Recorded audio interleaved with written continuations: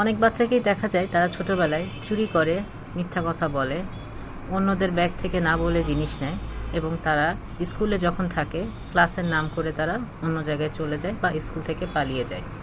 এবং এই সমস্ত ক্ষেত্রে তাদের স্কুল থেকেও টিচারদের কাছ থেকে কমপ্লেন আসে। এমন অনেক ক্ষেত্রে দেখা যায় তারা ভালো বন্ধুদের সাথে না থেকে খারাপ বন্ধুদের পাল্লায় পড়ে গেছে এবং বিভিন্ন ধরনের বদ অভ্যাসে তারা জড়িয়ে গেছে। এবং এটা যত বড় হতে থাকে বাচ্চা, ততই তার মধ্যে এই প্রবণতাগুলো দেখা যায়। অনেক ক্ষেত্রে বাচ্চারা ভীষণ রাগ, জেদ, প্রতিহিংসা পরায়ণ এবং আক্রমণাত্মক হয়ে থাকে। তাদেরকে যখন যেটা চায় তখন যদি তাদেরকে সেটা দেওয়া না হয়, তাহলে অনেক ক্ষেত্রেই তারা বাবা মাকে মারধর করেন এবং রাগারাগি করেন। কিছু কিছু ক্ষেত্রে তারা জিনিসপত্র ভাঙচুরও করে থাকে।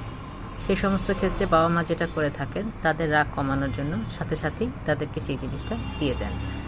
এক্ষেত্রে মনে রাখতে হবে যে এই ধরনের সমস্যাগুলো একটি মানসিক রোগের সমস্যা, যেটার নাম কন্ডাক্ট ডিসঅর্ডার।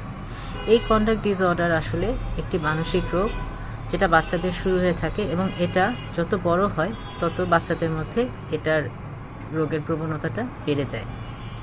এটা অবশ্যই ট্রিটমেন্ট করাটা জরুরি, কারণ যদি এটা ট্রিটমেন্ট করা না হয় তাহলে পরবর্তীতে বড় হয়ে গেলে এটার কনসিকোয়েন্স মারাত্মক আকার ধারণ করতে পারে।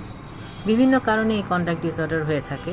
অনেক ক্ষেত্রে দেখা যায় যে কিছু জেনেটিক কারণ থাকে, কিছু এনভায়রনমেন্টাল ফ্যাক্টর থাকে, যেমন আমি বলেছি খারাপ বন্ধুদের পাল্লায় পড়লে।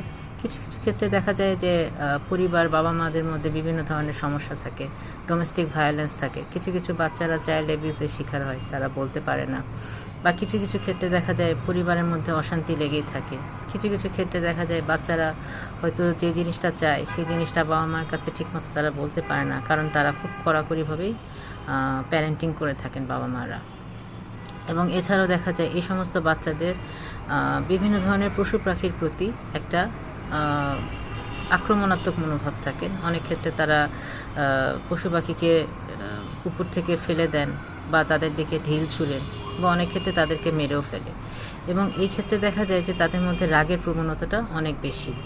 মনে রাখতে হবে যে এই সমস্ত সমস্যা দেখা দিলে অতি দ্রুত একজন মানসিক রোগ বিশেষজ্ঞের সাথে পরামর্শ করতে হবে এবং সেই সাথে বাচ্চাকে ওষুধ খাওয়াতে হবে, প্রয়োজনে কাউন্সিলিং দিতে হবে, সেটা বাচ্চাকেও দিতে হবে এবং বাচ্চার বাবা মা এবং তাদের সাথে যদি তারা জয়েন্ট ফ্যামিলিতে থাকে তাহলে সেই পরিবার পরিজনকেও দিতে হবে।